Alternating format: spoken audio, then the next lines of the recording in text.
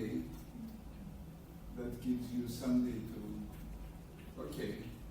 So let's, let's see. Of course, I will search the second and the third one as well. So, okay. So let me start recording.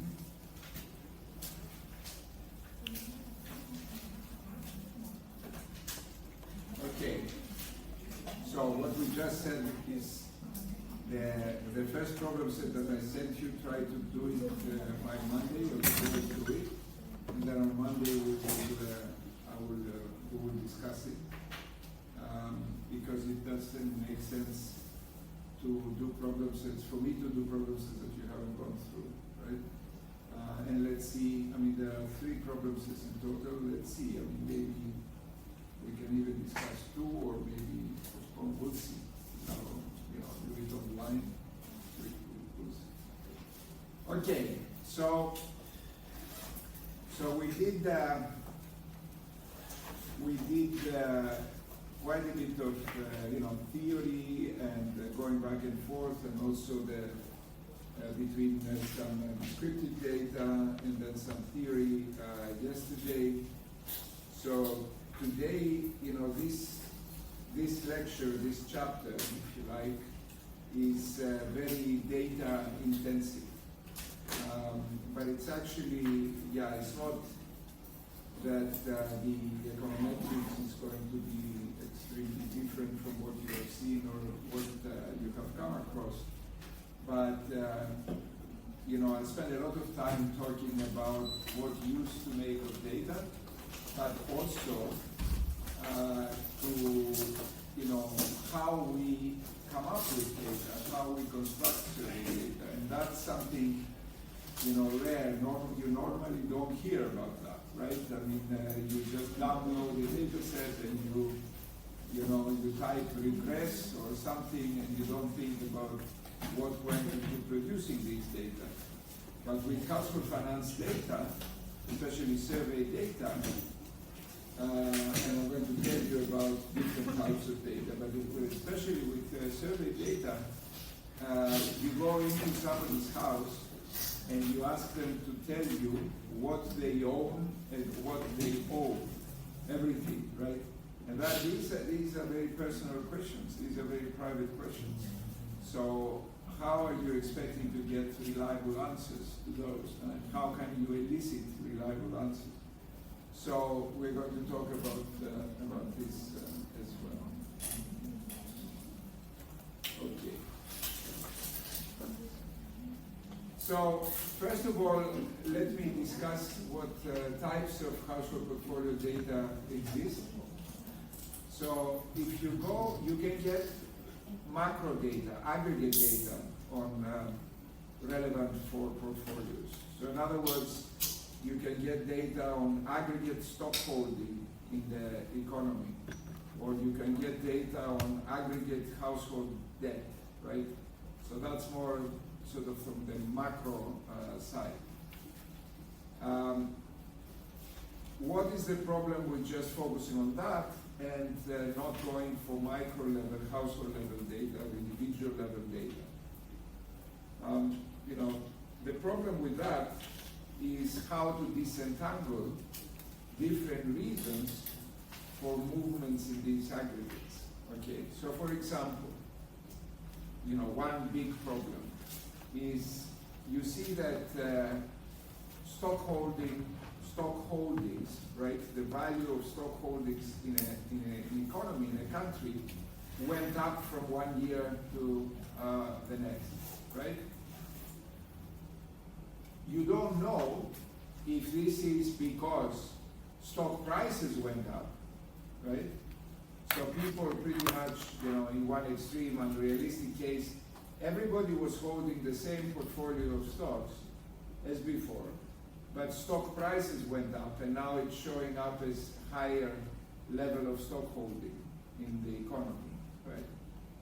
Or in an other unrealistic extreme, prices stayed constant. There was no change in prices, in stock prices, but more and more people came into the stock market, right?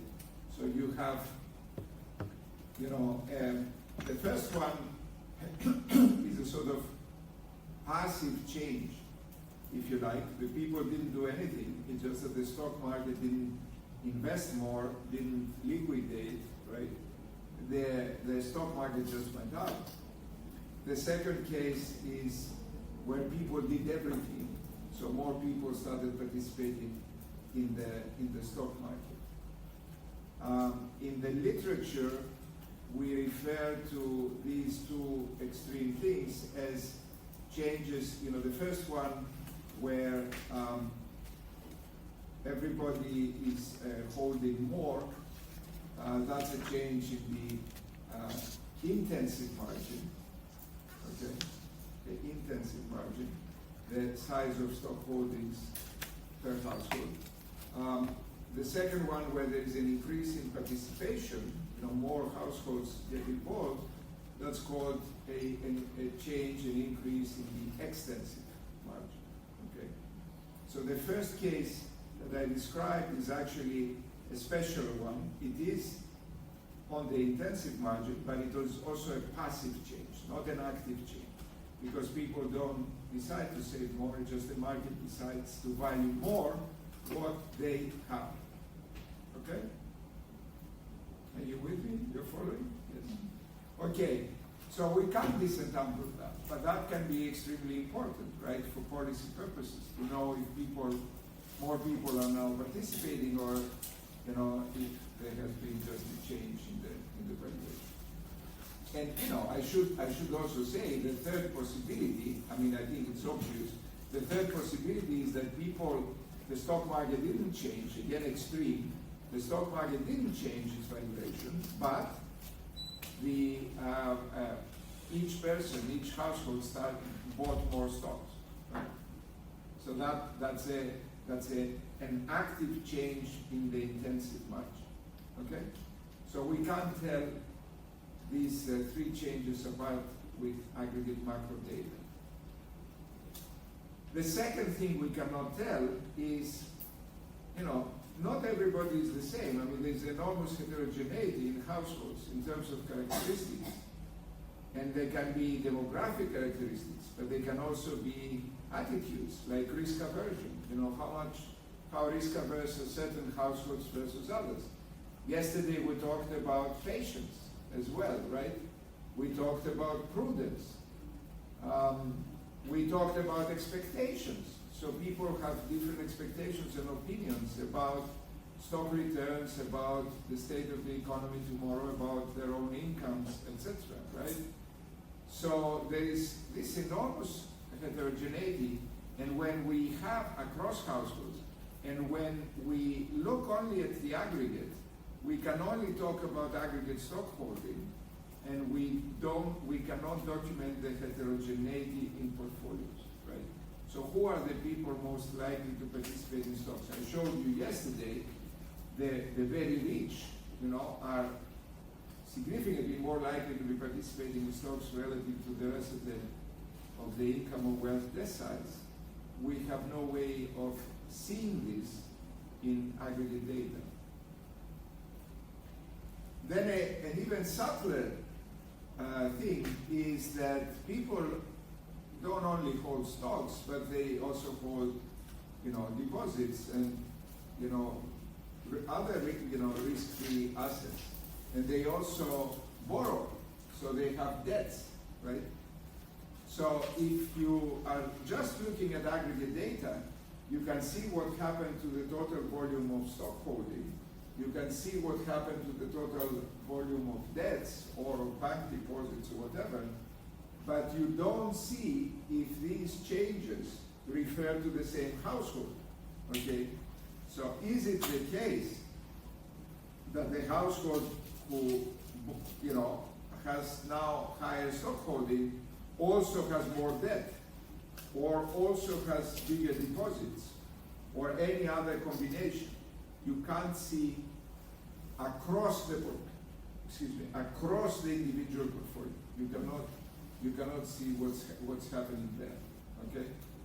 So aggregate data is not telling us much when it comes to household finance and household performance. Okay, then what types of microdata, household level data, can we see? So let me hide this more. Okay, what can we see?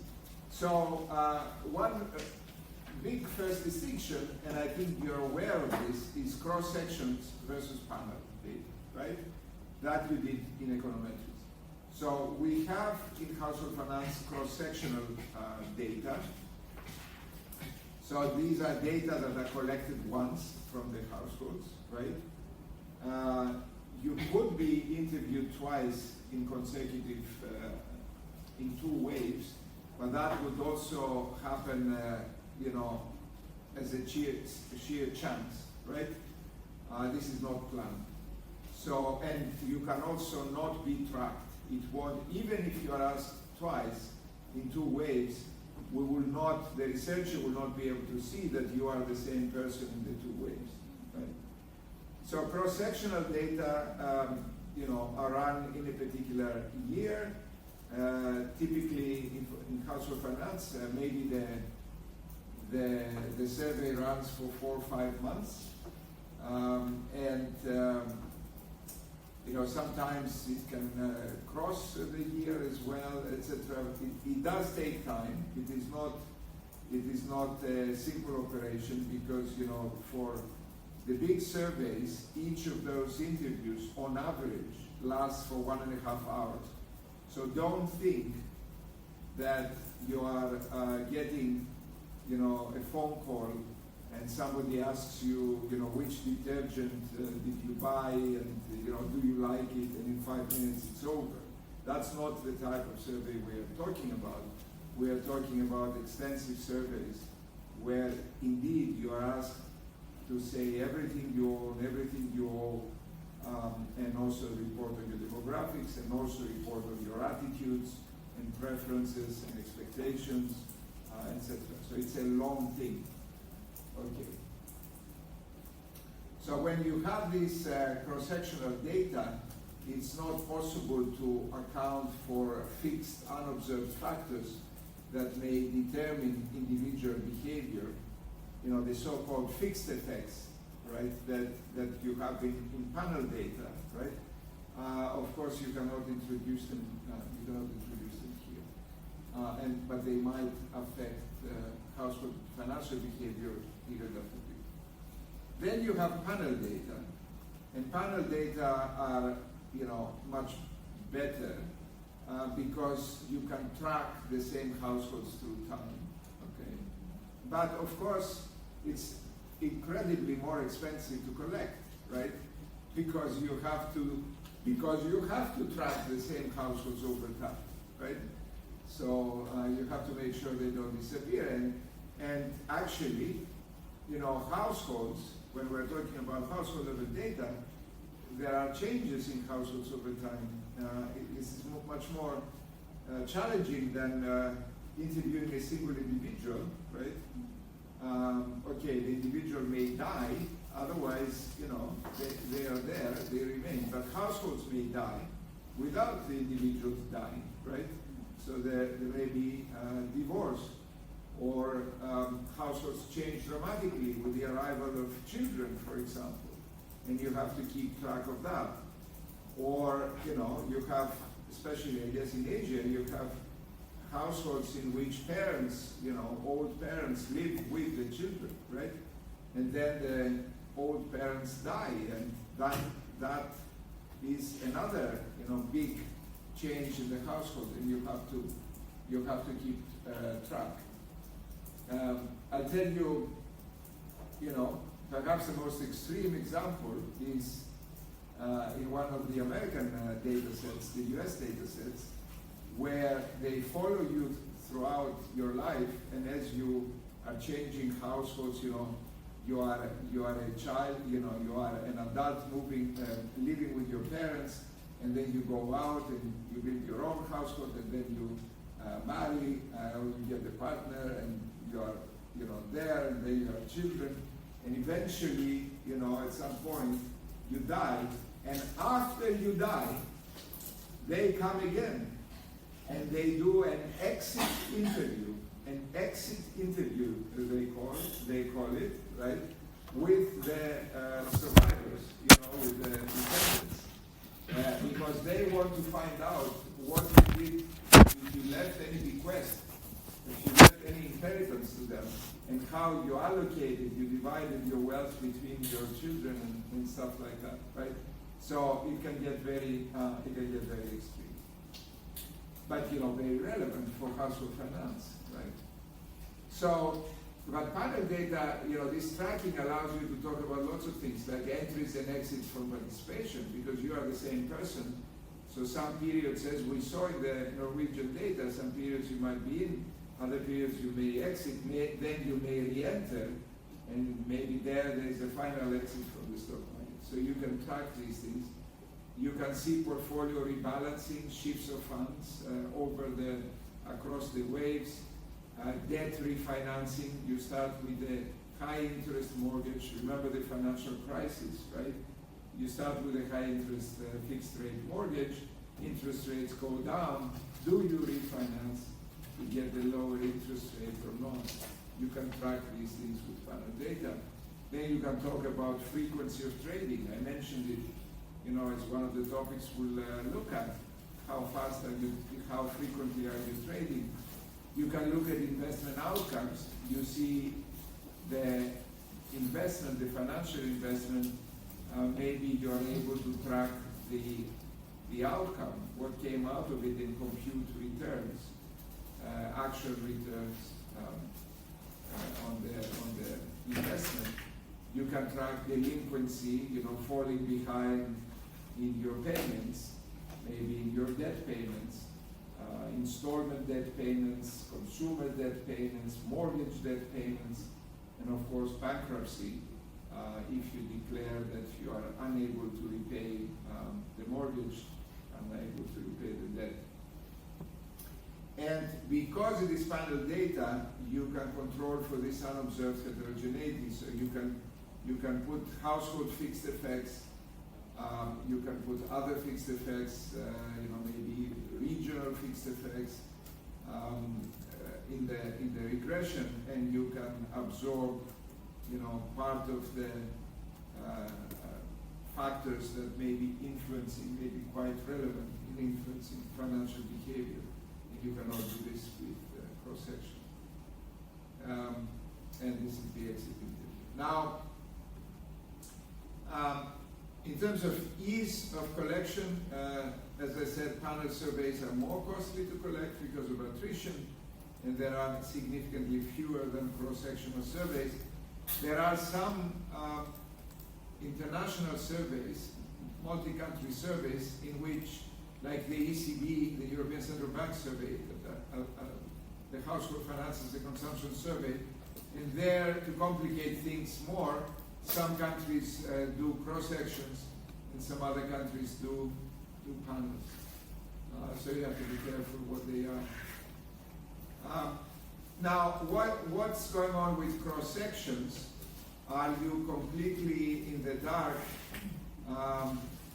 Can you do anything to make the analysis a little bit closer to panel data analysis? And you know, the Survey of Consumer Finances, for example, is a famous portfolio data set, which is cross-sectional. It's a time series of cross-sections for the US. Time series of cross-sections. So what some people do is they build so-called synthetic cohorts. So they don't focus on one individual because they don't observe this one individual in the next wave, but they define a particular demographic group, a particular group of individuals, so a particular range of ages, you know, maybe level of education, maybe position in the wealth distribution. So they focus on the demographics, or maybe a cohort that they're interested in, and then they are building these synthetic cohorts in that they find, you know, they take averages, for example, they look at representative behavior within this cohort, this synthetic cohort in the first wave, and then they find similar people to that, people that would fall in that same cohort in the second survey, and then they considered differences in the behavior across waves between these two synthetic cohorts. So it's not perfect because it's not the same people, but it can actually, give you some insights, given the fact that you don't have panel data. So one type of classification is panel versus cross-section. Another type of specification is administrative data over survey data. And here within administrative, we will see one can have commercial administrative data versus state administrative data. So for example, what is administrative data? Here the key thing is you don't ask the individuals how much they hold in stocks, how much they have in their bank, in deposits, etc. You ask the banks, right? So you go to the commercial banks and they agree to give you, of course, anonymized data of their customers. I mean, not the names, not the addresses, unidentifiable customers, right? But they can give you what happened to their bank deposits over a 5-year period, for example, or over a 10-year period, right? And you don't have the problems that I am going to mention with survey data, like, not understanding the question, forgetting, misreporting, whatever. You get it right from the horse's mouth, so to speak, exactly from the source. Now, what types of, and this is what I was talking about, if you're going to get a job in the private sector, this is the type of data you will be sitting on, right? It could be a commercial bank, it could be an insurance company, it could be, even more modern things now, fintechs, etc. So you will be sitting on a lot of administrative data. Yeah, this student network is not very reliable. Now I dropped.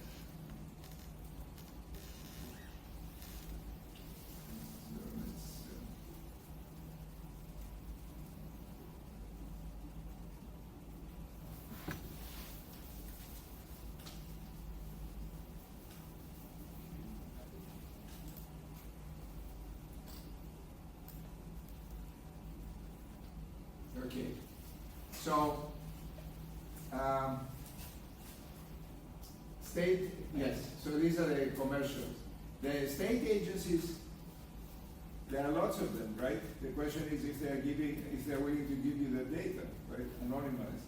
So for example, tax authorities, that would be a fantastic data source because you get lots of information on incomes, of course, if there is a wealth tax in the country, also on wealth of people, etc. But it could be health data, which is even more, they're even less likely to want to give you, but on a micro level, together with some demographics, and you would understand what's going on with health risks and health expenditures, etc. That's going to be very relevant for pensions and retirement issues and insurance issues. But state agencies can be also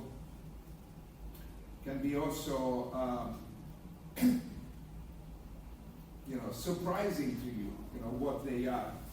So there is a paper in, I believe in Finland.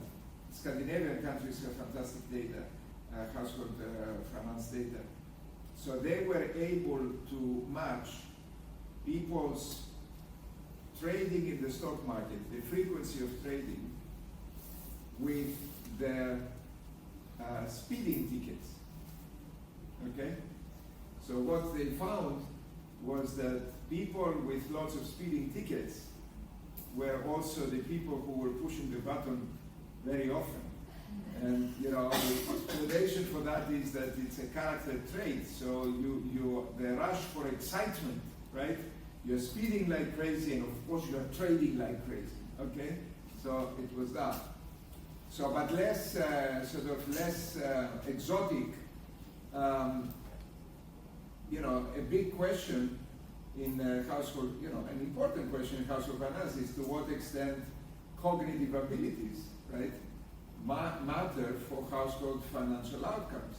So is it the case that smarter people have better portfolios, right? But how are you going to measure cognitive abilities? You need an IQ measure, right? Now, you can't imagine walking into somebody's house and say, good morning, what is your IQ, right?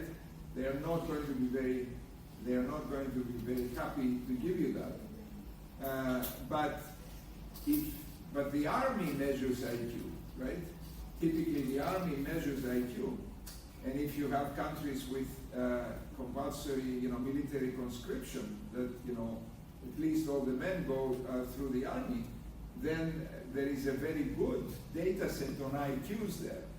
So if you are able to match the army IQ data to household financial data, right? It could be data on mortgages, it could be data on trading, it could be, you know, other types of household financial data, then you're able to study the effect of IQ, of, you know, cognition on behavior. And some people have done this, and there are papers like this.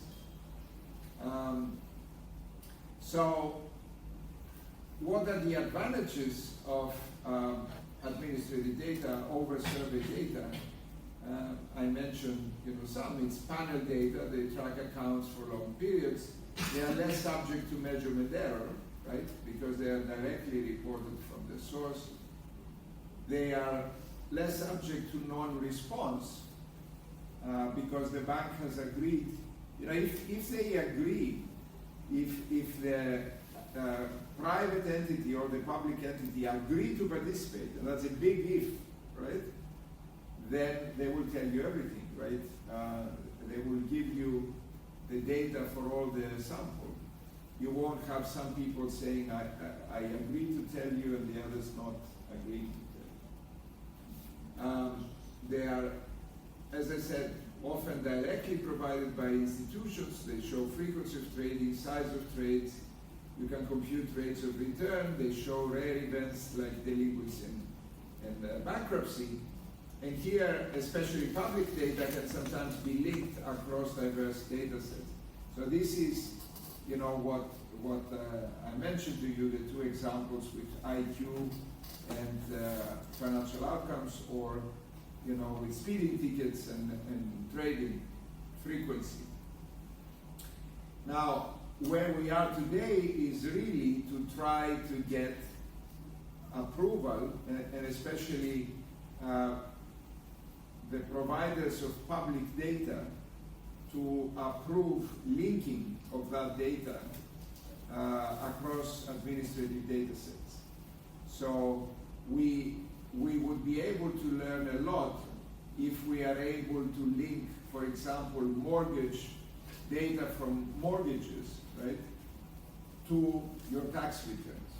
And this linking can be across public data sets or across private and public data sets, right? So that would be fantastic if we are able to do things like that. There is a huge enemy to these, to availability of administrative data sets and to linking data sets, and it's called the lawyers, right? Who care about confidentiality, right? A lot. And the problem is, you know, we don't care to know if, you know, if this, you know, if Michael Kaliasos has these deposits and these loans. We couldn't care less about the name or the identity of the person. We care about the set of characteristics and the type of behavior, etc. But lawyers, there's no way to convince lawyers, it's very difficult to convince lawyers that we are not into some reverse engineering of these data sets to get to the names. Because of course, if we have the names and the addresses, we can make lots of money, right? We can sell them to private banks, we can sell them to insurance companies, and we can tell them, you know, this guy over here doesn't have health insurance, or that guy doesn't have car insurance, or that guy doesn't have life insurance, right?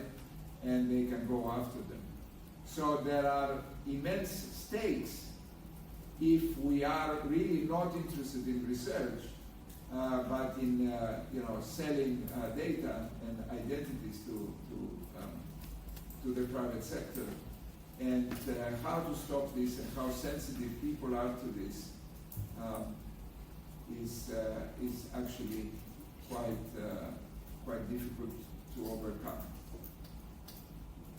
Just so that let me pick an example from your life so that you understand that how far these confidentiality issues have gone. So at Goethe, right? When I grade, when we grade courses, exams, we are given the number of the student, right, without the name. Here I'm also given the name, but I cannot match your names to your faces, right? It's impossible. I'm terrible with names. So yesterday I asked for your pictures, and now I can match. But with names, it's just impossible. Okay, but at Goethe, we are given numbers, and I think that's totally fine because we grade according to numbers. That's totally fine. But after that, after we have given you, after I have given the grades to the registrar's office, I am not allowed to know the names of the people that they gave the grades to, right? Because this is their private information. It's taught like that. And the only way for me to find out who did better, who did less well, etc., is for them to come and tell me their grade. You know what I mean? I cannot ask for the grade. They have to come and tell me. So I was directing the Master in Money and Finance, the equivalent of this program at Goethe, back 2008 to 13, and now I'm also helping out, co-directing. And we had a best student prize. So how can I find out who the best student was? I was not allowed to look at their grades. So the registrar's office would send an email to the best student to tell them, congratulations, you are the best student. The best student would email me and tell me, I'm the best student, give me the prize. I mean, this is ridiculous, right? It is completely ridiculous. But that's how, that's the level at which, this confidentiality has gotten. And this destroys, the student-teacher relationship, right? Because you care about everybody, right? You care about the people who did better, you also care about the people who did less well, to try to push them up. So that tells you, if this is about grades, right? And when you enter a hospital or when you go to a doctor, you have to sign that your doctor is allowed to share information with the other doctors. So imagine, being in the hospital like that and saying, no, I don't want, the nurse to know, what the doctor found. I mean, it's ridiculous, right? But we have gotten to this point. Okay.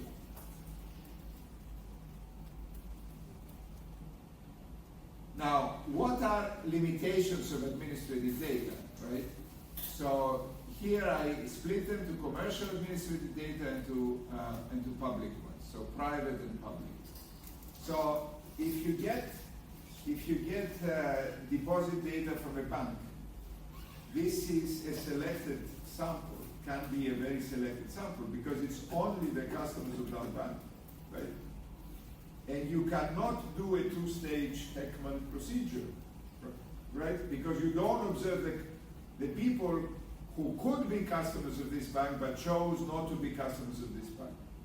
So whatever statement you're going to be able to make is going to be about the customers of that bank. Now, is this the end of the story? Well, if there is also public survey data, population-wide survey data, and you can cross-check some characteristics, you can say, for example, yes, I went to this particular bank, but this is, I don't know,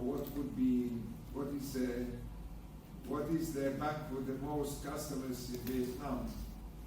Viet Bank or something like that? Do you know what would be, is it everywhere? Probably, huh? It could be, right?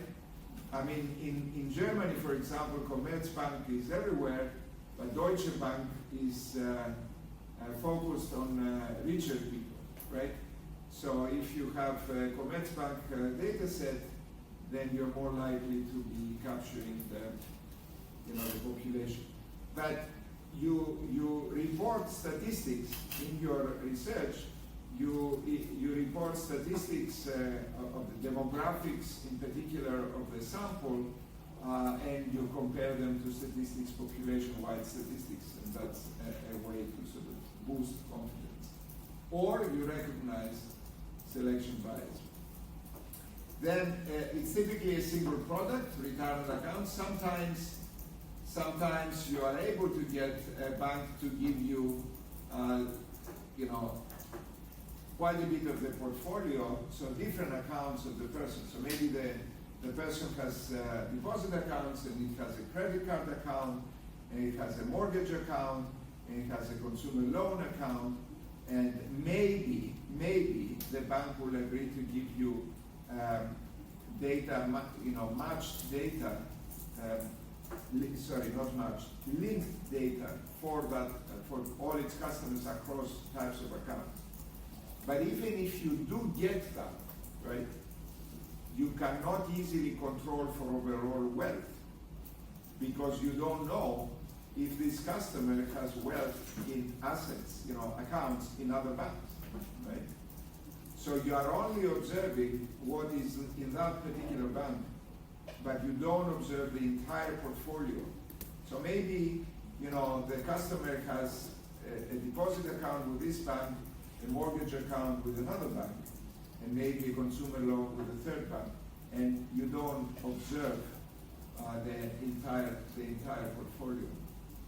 And the other big limitation is there is little information on characteristics of these account holders, because you get only the information that was on the application form to open the account, right? You don't get further information because that's all the bank has, right? And if they are willing to collaborate, you get that, but not the rest. So, the things that you will see, maybe you are suspecting we are correcting for, controlling for, you're not going to get it. So education level, for example, they don't ask you, they don't care, right? They don't care if you have a college degree or not. They care about your income, about maybe the variability of your income, your occupation. They care about a few things, maybe your family size, but they don't care about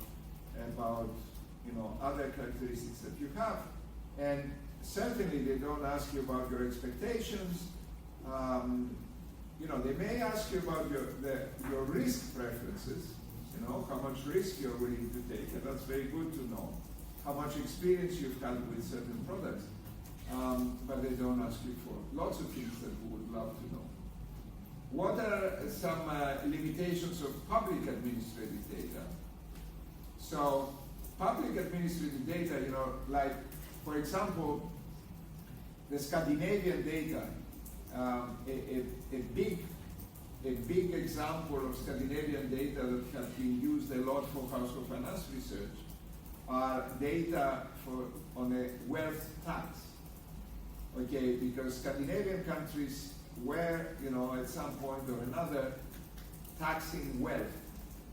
And in order to tax wealth, they were not relying, if you're taxing something, maybe you don't rely on self-reported wealth, right?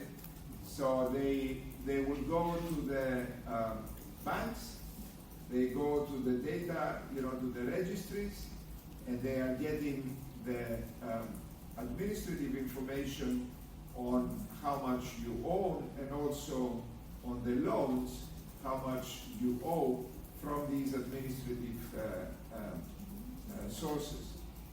So you get these objective data, and that's great, but they don't come to you and ask about, where do you expect the stock market to go, or what do you expect inflation to be, or what do you expect your income to be, expectations, and they don't even ask you about your risk preferences, which is, important.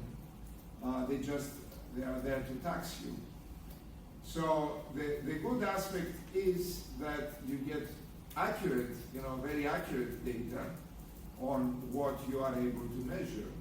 But the bad aspect is that you don't get lots of fun data, like expectations and preference attitudes and stuff like that.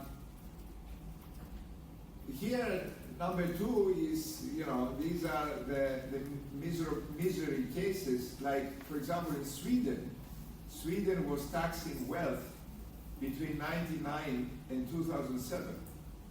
And they were collecting these excellent data between 1999 and 2007. And then they stopped taxing wealth. They made the political decision not to tax wealth, and they stopped collecting the data, right? So we have been trying, or the Swedes primarily, I have used these data with the Swedish co-author to write nice papers. But the data are getting dated now. I mean, the last year was 2007. That's 18 years ago. And people may start saying, these are old data, right? And we can't get them to do it because they don't see a reason to do it. It's costly, so they don't see a reason to do it. And they are often subject to limitations of access, as I told you. Here you have also international differences in limitations of access, not only of administrative data, but also of survey data. So, for example, so that's a broader issue. For example, the survey of consumer finances, this is collected. So this is a population-wide survey. It's a survey, this is not administrative data, but I want to mention the difference in philosophy, right? So the survey of consumer finances is collected by the Federal Reserve Board, right? It's run by the Federal Reserve Board. The household finances and consumption survey is run by the European Central Bank, by the individual Eurozone central banks for the European Central Bank, coordinated by the European Central Bank. The survey of consumer finances, which is collected by the Fed, is on the web, right? It's on the web. You can download it anytime. Anybody can download it anytime. The ECB data, the HFCS, you have to file an application with the ECB to use these data. And in that application, you have to state that you are going to use it only for research purposes. Okay? Yeah? So that's a very, and when I, because I've been involved in these data sets, collecting these data from the beginning in 2006. So at the beginning I said, let's make it available on the web, like the Survey of Consumer Finances does. And their answer was, we are using public money, central bank money, to collect these data. We cannot allow private companies to profit from that. But that somehow that is not a problem in the US, the Survey of Consumer Finances. By the way, today, you are most likely to start looking at other things while I'm talking. But why? Because it doesn't seem, it seems peripheral. But actually, it is not peripheral, what I'm doing, right? I'm telling you that you have to be, first of all, how difficult it is to get the data, or how easy it is to get the data. And secondly, the limitations of the data so that you are able to control for it, okay? So focus and concentrate. So you guys, what are you doing there? What are you doing? You're telling us. And I can tell, right? So don't think I'm saying easy things. I'm not. I am not. Okay? Skippable things. I'm not. I'm telling you what it takes to get into and do empirical household finance research. Okay? And it does take all of this. And many people won't tell you about that, but it will be too late. You will find them out the difficult way. Okay, so let me tell you, let's go to survey data. That was administrative data. Let's go to survey data, okay? So what are important problems with collecting, say, population-wide survey data? So a very important first problem is non-response. And this can be one of two types. This can be unit non-response or item non-response. So what is unit non-response? I told you these are long interviews, right? So the survey company will have to call up people and will have to get them to participate, right? So unit non-response is if the person on the other end of the line says, sorry, I'm not interested, I'm not participating. So that is unit non-response. The entire household is not participating in this survey.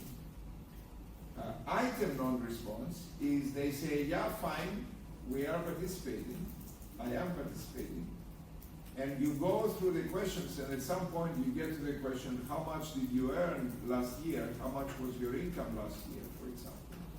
And people are saying, I'm not going to tell you that, right?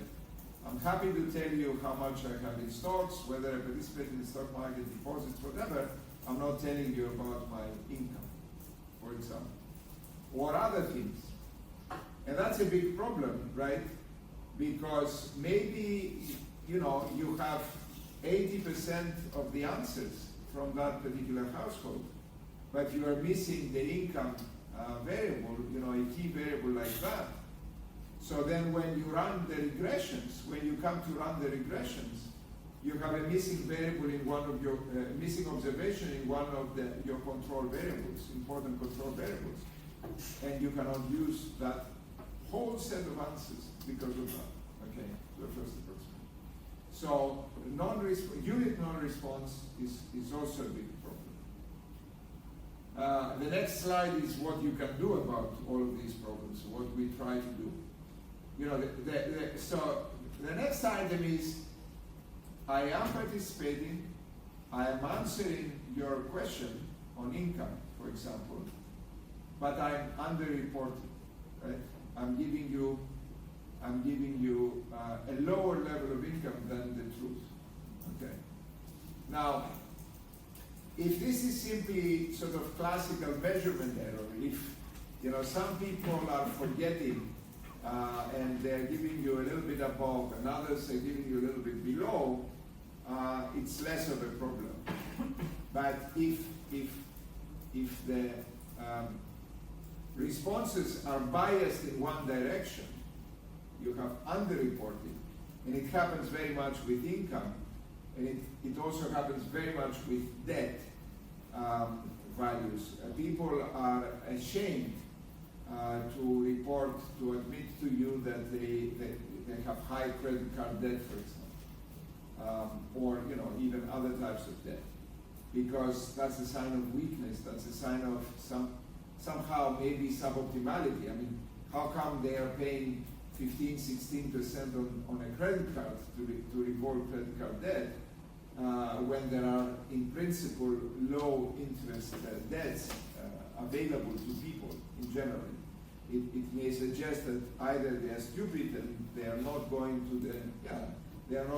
the low interest sources, or that the low interest sources are not interested in them. They are not creditworthy enough to go to the low interest sources.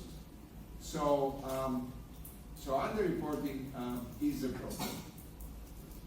Then I mentioned measurement error, and of course, shame or whatever, could be that, but it would be more underreporting. But here, measurement error can be due to, for example, recall bias. Okay, so what is recall bias?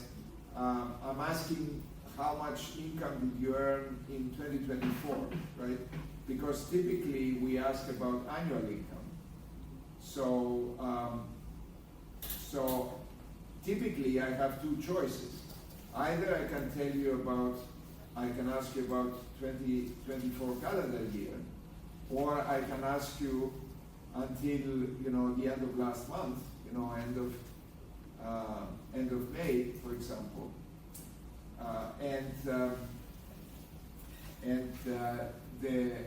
the issue is, do you remember? Are you able? So recall bias is I don't remember exactly, and I'm giving you a wrong answer because of that. Or it can be that you don't know. I mean, I ask you how much you earned over the past 12 months, ending, with end of May, and you don't know. You haven't computed this number.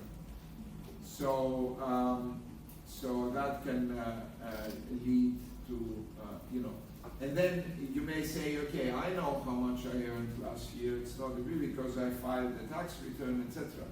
But I'm also asking you how much did you have in your deposit account on December 30th or 31st of last year.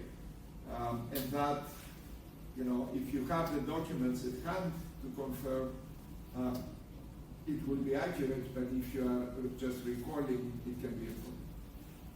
But another source of measurement error is you don't understand the question, right? So I ask you, how much do you expect to get in pension, for example? Or I ask you for different categories of assets or debts, exclude this, include that. So I ask you to exclude your mortgage and only include consumer debt or something. And you don't know the difference. You don't understand the difference between mortgages and consumer debt, and you are giving me the wrong number as a result. So there can be lots of sources of error, of measurement error, that we have to be aware of. Then we have two other problems. One is bunching. So you give me round figures. How much did you earn last year? 25,000 euro. But did you really earn 25,000 euro? No, probably you earned 25,382.96. So, but you are bunching at zero. Some people care about this. Typically, we sort of ignore that. There are some methods to correct for that. But more important is framing. Okay, how you frame the question, how you ask the question is extremely important. So suppose I want to ask you how much you owe in credit card debt. By the way, do you have this? Look at this. It dropped again. So do you have this in Vietnam? Can you borrow on the credit card? So you can, and you pay interest rate to borrow, no? After a certain date, after that, they have free borrowing. Yeah, so there is a due date, right? So you charge something. There is a due date, and you are allowed to say, I pay a small part, and then the rest I reborrow, right? Yeah. I borrow. Yes. Okay, so this is like the US and the UK, etc. in Germany, it's very rare. It's unbelievably rare because the bank will come and take your money at the end of the month. So the bank comes and takes my money. They don't even ask me if I want to repay.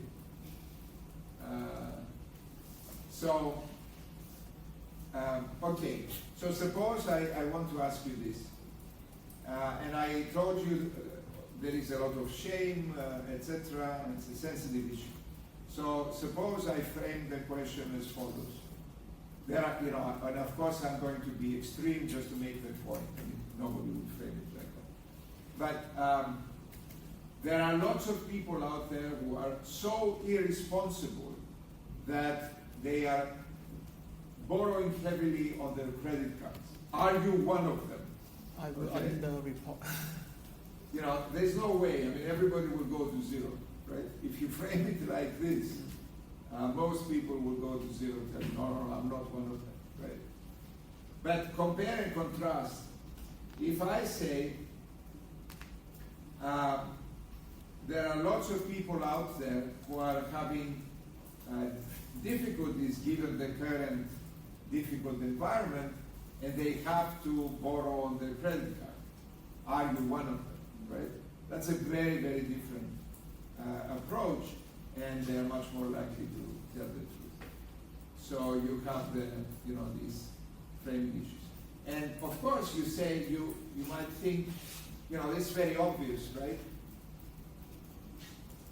But sometimes you have framing issues that are not obvious at all. So for example, I want to figure out the attitudes of a person, towards saving for retirement or borrowing or I don't know what. And I give them a vignette, I give them a story, right? And I say, Jane is borrowing, works full time and is borrowing so much, blah, blah, blah. And I ask a question about Jane. What do you think of that? And I am asking this question to someone who is a male chauvinist pig and who thinks that women should not work and the woman's place is in the kitchen and why are they working, right? So I'm getting, again, another extreme example, but not so extreme. So I'm getting a biased response, not because this person thinks that, would have thought that about a man, right? But because I asked and I gave the name of a woman in the question, okay? Or I ask a question and I give a name that sounds like this is a Muslim or some religion, and this person is or a Jew or I don't know what, some religion, and this person hates that religion, or and then they are influenced in their response by that. So that can also be a problem, and I'll come back to how we handle these things or avoid these things. And then my favorite one is international non-comparability. Have you met Americans? Yes. You have met Americans. The rest of you, have you met Americans? So the typical thing, I was in America last week, and I have to remind myself of that. You go to a restaurant, you meet anybody on the street, whatever. The first question is, hi, how are you doing? How are you doing? Okay. Now, how are you doing is a very personal question, if you think about it, right? What are you expected to answer in America? Oh, I'm doing great. How are you doing? Okay. Everybody's doing great. Fantastically great. Okay. So they're used to this, right? They're used to it. Now, go to Greece. Come to Greece. Come to my country, right? You ask anybody, how are you doing? The answer is going to be, oh, terrible. I woke up this morning, my wife isn't talking to me, my kids hate me, it's, everybody like that, right? I don't want to say everybody, but it's very different. Now what is the problem? The problem is that the American and the Greek may be referring to the same objective condition, right? So you ask people, would we ask people, how are you doing? Actually, we ask people about life satisfaction, right? How happy are you with your life in general? But that's also more, sociologists ask this a lot. But what we do ask, especially in these older data sets, 50 plus, how is your health? How would you rate your health, right? So the American would tell you, oh, it's fantastic, I am doing great. The Greek would tell you, I'm one step from the grave, right? And they might be referring to the same objective situation, right? So that's a problem, right? That's a problem of international non-comparability. So what do we do about that? And I'll tell you. Okay. So first of all, I didn't put it up here. No, I should have put it for unit non-response, right? Unit non-response. So how do we minimize the no's, right, on the phone? So what happens with these population-wide surveys is, the central bank, typically collected by central banks, the central bank will send out a letter from the governor, really very high up, and explain the reason, the purpose of the survey. And it's going to say this is for research purposes, we don't care about your identity, we're going to use, these things generally, etc. And here, one exceptionally good, way to get people to sign up is if the letter says something like, your responses may be used to design policy, right? And if people like you don't participate in the survey, your people like you will be ignored in policy design, okay? So that gets them going, right? Because they don't want to be ignored. Most of them don't want to be ignored in policy design. Then they get a call. So they get the letter or the email or whatever, and then they get the call from the survey company. Now, what typically happens is wealthy people, and especially very wealthy people, don't have time to do this, right? So wealthy people are very likely to say no. What's the other problem? What's the problem with that? The problem with that is that wealth is very concentrated in the top, at the top. We're going to see, these data as well. Wealth is very concentrated at the top. So the very wealthy are very few in the population. So you can't just say, oh, forget that one. I'm going to get another wealthy person to participate. If you don't have enough wealthy in your sample, or rather, in order to generate enough wealthy representation in your sample, you have to try lots and lots of wealth, right? Because of the high item non-response rate among the wealthy, right? So what is the solution to this? The best solution was described to me by the guy who started since the 1980s, the survey of consumer finances in the US, Arthur Kennico. So he told me, the best example that he had was the person on the phone said, so the wealthy person said, no, I don't have time. And the person on the phone said, I will stay here as long as it takes for you to complete this interview. We're going to do it on the phone. You can be calling me as you are going from one business meeting to the other while you are in the car going from one business meeting to the other, call me. I'll give you the next question. You give me the answer. You hang up when you get to the next place, and I wait until you call me again. Can you imagine, right, what this takes? You know, how expensive this is. But of course, it is so important to get also, you know, the wealthy people there that they're willing to do that.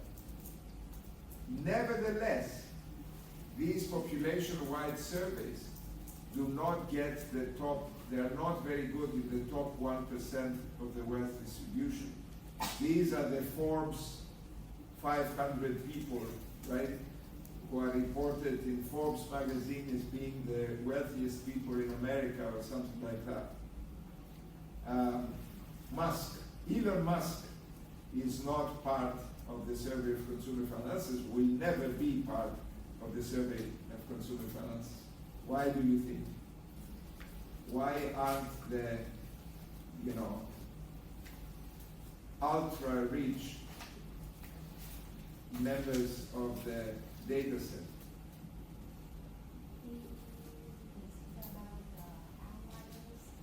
They're the outliers, but the reason, but we want also the outliers, because, you know, the wealth distribution is really very tilted, right? Very slanted to the top, right? We want outliers, so it's not a statistical reason. Think of, you know, a practical reason, like what I was saying. Okay, I mean, maybe he doesn't have the time to participate because he's shooting rockets on the moon. But, you know, we could get his accountant, and probably his accountant knows more than him about what he has.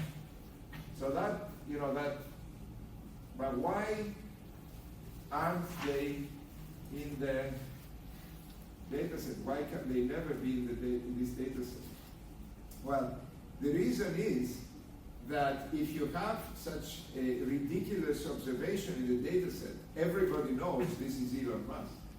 So you violate the anonymity principle, the confidentiality principle, right? Yeah. You cannot get the stinking rich in the data set because, you know, everybody knows them, or many people know them. So they are out.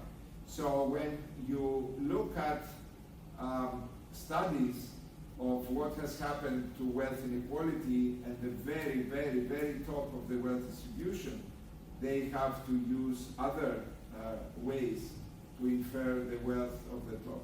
So sometimes they go into Forbes and they don't publish, you know, whatever data Forbes publishes, you know, they can use, but they use it primarily for descriptive statistics of what is happening at the very top. It's very difficult, you know, to get granular data on the very top.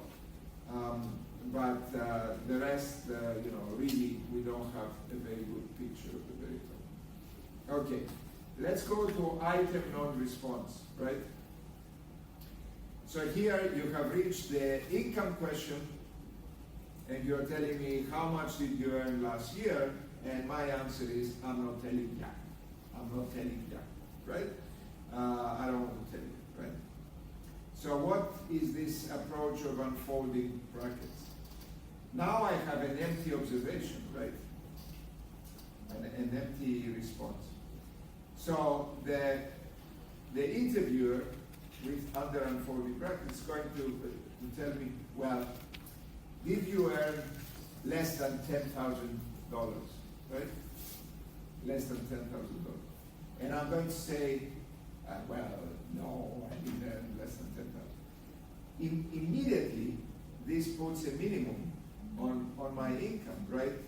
The interviewer can say that this person has at least $10,000. Then, you know, with unfolding brackets, the interviewer will come back and say, well, did you make, you know, more than $200,000? I say, nah, I didn't make more than $200,000. Okay, so now there is this bracket, right? And with unfolding brackets, they say, okay, but, you know, did you make less than $50,000?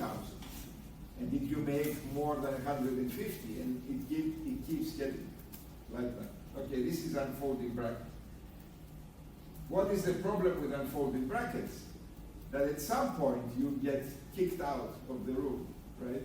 And the interview will stop because the respondents will figure out what you're doing, right? That you're narrowing the bracket like this. And that's a disaster because then you don't get the rest of the interview, right? So we don't do this exactly. So what can we do? We have fixed brackets, right?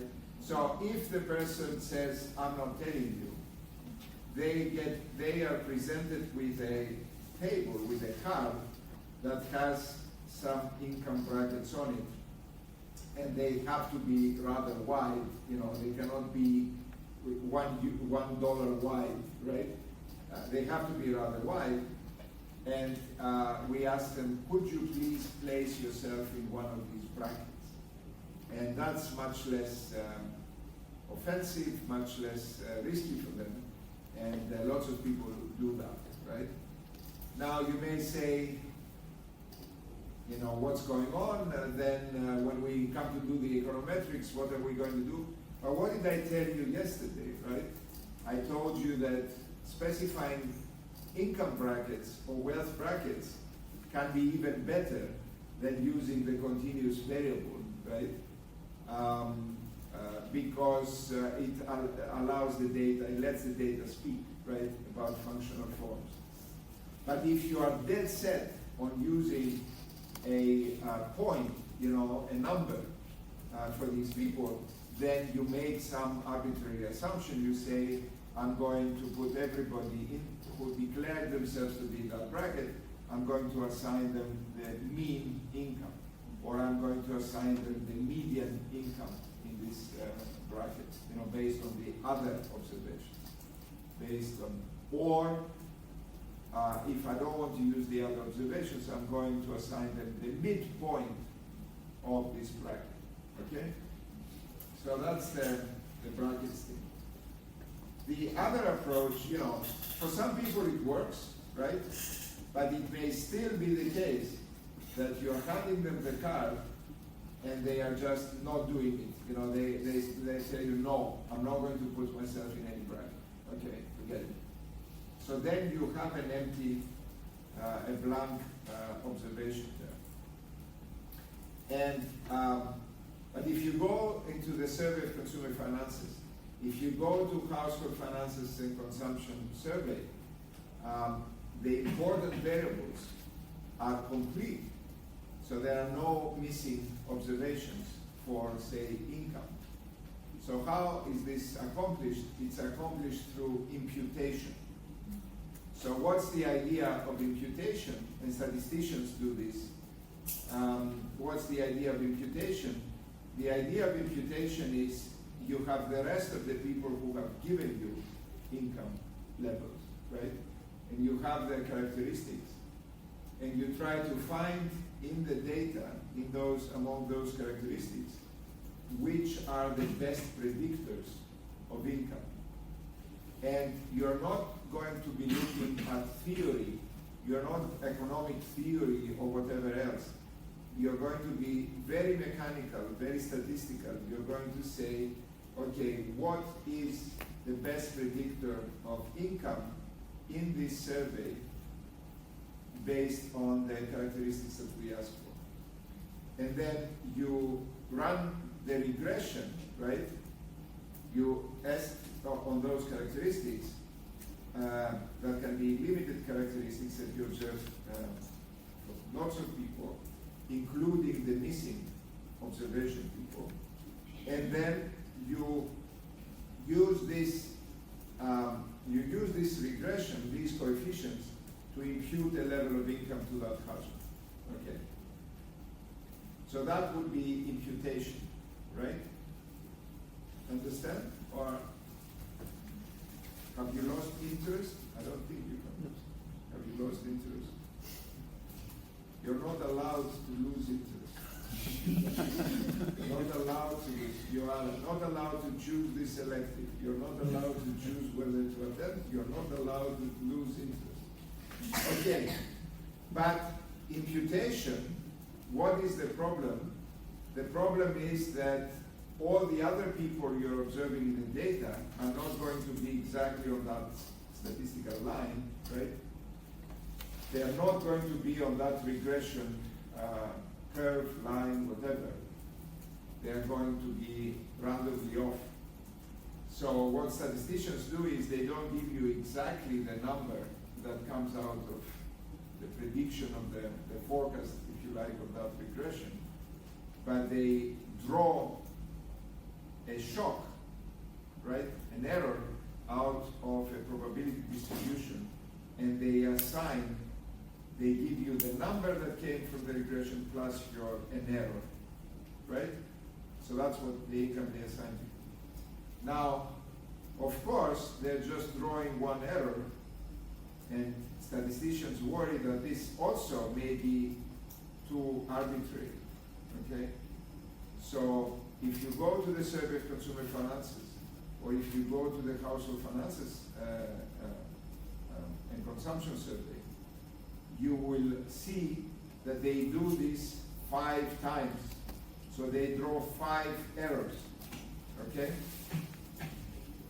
So you get 5 implicates, as they are known, 5 implicates, 5 income values for each missing household, okay?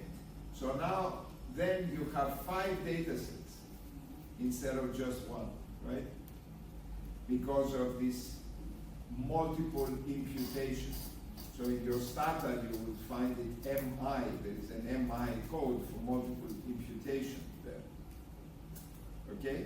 So now you have, if you were collecting from 2,500 people, now you have 5 times 2,500 observation. Okay? And you may say, okay, let's pull them all and, regress, hit regress on all of them, 12,500. But that's not what we do, because of course they are not independent between them, right? You're just drawing an error term, but all the rest is jointly determined. So you have to use different methods when you're using multiple implicates. And these are the multiple imputation methods. So for example, you compute, coefficients 5 times, for the actual regression you're interested in, not the imputation regression, but the actual thing you want to study. And you take the average of these 5 estimates, right? And you have to adjust the standard errors, etc. So the MI routine will automatically do these things for you. Okay, so that's imputation. So for measurement error and misreporting, I told you people don't understand the question, people don't remember, etc. So before you run a survey, you do pilot studies and focus groups. So basically, with pilot studies, and if you ever run a survey for your own experiment, for your own study in anything, you should always do pilot studies. So what are the pilot studies? You get people who cannot say no to you, right? So these can be your relatives, your friends, your colleagues at work if they have a common interest in this study, and they fill out the questionnaire. They take the survey for you, right? I mean, they take the survey, right, as a service to you, and then they tell you what the problems are, and you figure out also what they have difficulty understanding, what they have difficulty answering. So you do pilot studies, small pilot studies to correct before you actually go to the field. And focus groups, maybe you're worried that low-educated people won't be able to understand this question. Maybe you are worried that non-economists will not be able to understand it. Maybe you're worried that women won't have any chance of answering a particular question. Or maybe you're worried that they may be offended by a particular question, right? The way it is framed. So you do a focus group of the likely group, a small focus group with representatives of the group you have in mind, so as to correct the questions and to phrase them carefully. Okay. And finally, differences in yes. Well, the framing I already mentioned to you. Yes, I mean the framing comes out of here, and how about differences between the American and the Greek? Right? I'm doing great versus I'm about to die. So you present people before you ask them these questions, or interspersed in the survey. You present people with vignettes. So you talk about others, right? So you say, consider a person who cannot get out, is too sick to get out of bed, cannot walk down the stairs, cannot dress themselves, cannot go to the bathroom on their own without assistance, cannot eat alone, etc. How would you describe the health status of this person? So the American will say, great, and the Greek will say they're about to die. Okay? But now they're not talking about themselves. They are talking about a vignette. They are talking about a person that you have defined, right? And you do this for 2-3 other people, right? And then you collect for 2-3 other vignettes, and you collect their answers, right? So now you can use the answers of the American and of the Greek to these vignettes to adjust, to inflate or deflate the answers that they give you about their own health condition. See what I mean? So you are introducing the subjective vignettes to adjust, to be able to adjust, that you know what they're referring to be able to adjust for international cultural differences, whatever, in the subjective evaluation, the evaluation of the subjective. So all it are subjective evaluation, but the evaluation of the subjective health condition. Okay? So that's how vignettes work. Not everybody uses them because it's more work and everything, but if they are in the data sets, you will see that the Dutch researchers are particularly excited about these vignettes, and they use them a lot. So there are some good examples of application of that in their studies. Okay. 2 more minutes. Okay. Hybrid data, that's a short slide. So that's an idea I have had for 15 years, and I'm still trying. Maybe I get it, maybe I don't get it. There is a ready-made hybrid data set, and we are stuck with confidentiality. That's why I have trouble with lawyers. The unkind joke about U.S. lawyers that I have heard when this is politically incorrect. Never repeat it to anybody. Maybe I paused the recording. No, never repeat it to anybody. But the joke is, what do you call two American lawyers with concrete feet in the bottom of the sea, right? What do you call them? And the answer is a good start. Okay, so that's the level of frustration with lawyers, and I have that level of frustration. I'm not going to kill them when it comes to confidentiality. So what's the idea here? So my idea was about private and private. So it was to agree with the bank to get 5 years of the bank deposit, of the data on all accounts of the people there, and to interview these customers, a sample of their customers, not all of the customers, of course, but to interview the sample of the customers that agreed to do that, and to give them a long interview, 1.5 hour interview that captures lots of things. So this was the idea of combining, getting the best of both worlds, right? Seeing the rest of the portfolio, seeing the huge range of demographics, seeing attitudes, expectations, lots of interesting, fun questions, together with how their accounts evolved over the past 4 or 5 years. Now, you don't get rid of all the problems, but you can do checks. So, for example, this was a bank in the Netherlands, a major bank in the Netherlands. How representative are the bank customers of that bank, right, for the overall Dutch population? Well, we had the full set of demographics of these people. We compared them to the Dutch National Survey, right, Dutch National Bank Survey, and we could see that they are quite representative, right, because this bank is a bank that goes to everybody. And then there were some common variables, portfolio variables, that we were observing in our data set and also in the population-wide representative data set. And we could say, these people tend to have more debts or less debts than the population, or these people tend to be, to have bigger deposits, smaller deposits. So you can do things like that, and you can learn a lot if the lawyers only let us learn a lot.